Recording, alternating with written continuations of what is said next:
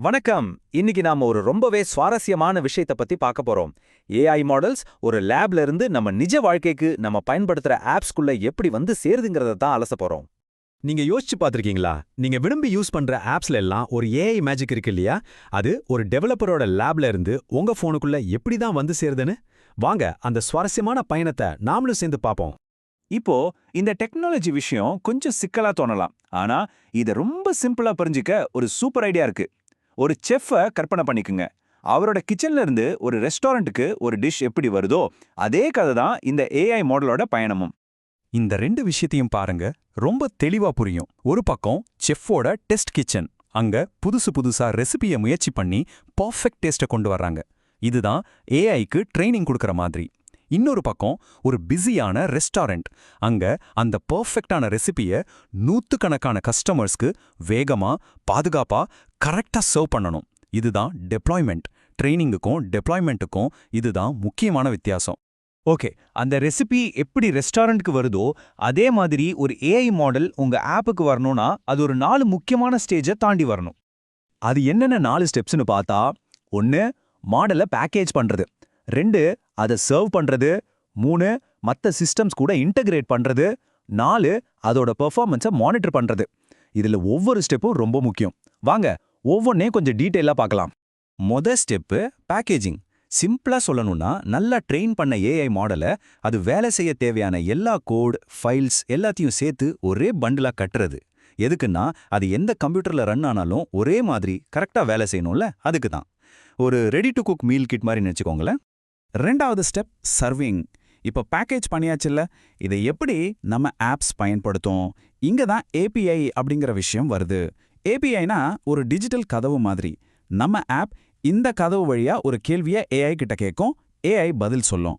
இது ரெண்டுக்கும் நடுவில் ஒரு பாலம் மாதிரி இந்த ஏபிஐ வேலை செய்யும். 3வது இன்டகிரேஷன். ஒரு ஏஐ மாடல் மட்டும் தனியா நின்னு எதையும் பண்ணிட முடியாது. அது ஒரு ஆப்போட டேட்டாபேஸ், யூசர் இன்டர்ஃபேஸ் மாதிரியான மத்த பாகங்களோட கனெக்ட் ஆகணும். எல்லாம் சேர்ந்து ஒன்னா வேலை செஞ்சாதான் நமக்கு ஒரு முழுமையான ஆப் எக்ஸ்பீரியன்ஸ் கிடைக்கும். கடைசியா 4வது ஸ்டெப்பு மானிட்டரிங். இது ரொம்ப ரொம்ப முக்கியமான விஷயம். ஒரு மாடலை லைவுக்கு கொண்டு வந்துட்டா வேலை முடிஞ்சிருச்சுன்னு அர்த்தம் இல்ல. சொல்லப்போனா உண்மையான வேலையை அப்போதான் ஆரம்பிக்குது. அப்போதான் ஒரு கேள்வி வருது, ஏன் இந்த பயணம் முடியவே மாட்டேங்குது? ஏன் இது ஒரு தடவை செஞ்சு முடிக்கிற வேலை இல்லாம தொடர்ந்து நடக்கிற ஒரு சைக்கிளா இருக்கு? காரணம் சிம்பிள். நிஜ உலகம் ஒரே இடத்துல நிக்கிறது இல்லையே. யூசர்களோட டேஸ்ட் மாறுது, புதுசா ட்ரெண்ட்ஸ் வருது, ஏன் தப்பு பண்றவங்க கூட புதுசு புதுசா டெக்னிக்ஸ் கண்டுபிடிக்கிறாங்க. இந்த மாற்றங்களுக்கு நம்ம ஏஐயும் அப்டேட் ஆகிட்டே இருக்கணும். டெக்னிக்கலா சொல்லணும்னா இதுக்கு பேரு டேட்டா ட்ரிஃப்ட். அதாவது ஏஐக்கு நாம ட்ரெயின் பண்ணும்போது கொடுத்த டேட்டாவுக்கும் இப்போ நிஜ உலகத்துல அது பார்க்குற டேட்டாவுக்கும் வித்தியாசம் வர ஆரம்பிக்கும்.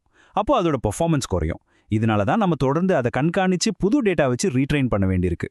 கேட்கறதுக்கு இதெல்லாம் ஈஸியா தெரியலாம். ஆனா நிஜத்துல இத பண்றதுல நிறைய சவால்கள் இருக்கு. என்னென்ன சவால்கள்னு பார்க்கலாமா?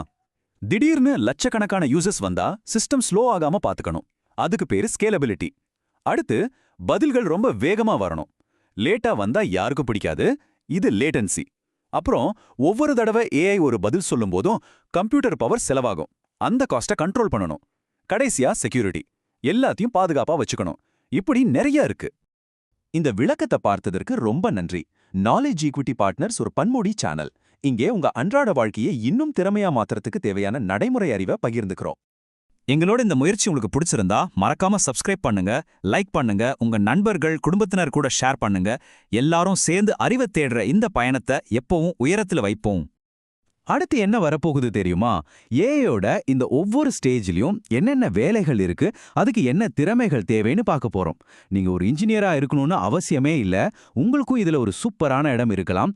அத பத்தி அடுத்த விளக்கத்துல விரிவாக பேசலாம். அதுவரை இணைந்திருங்கள்.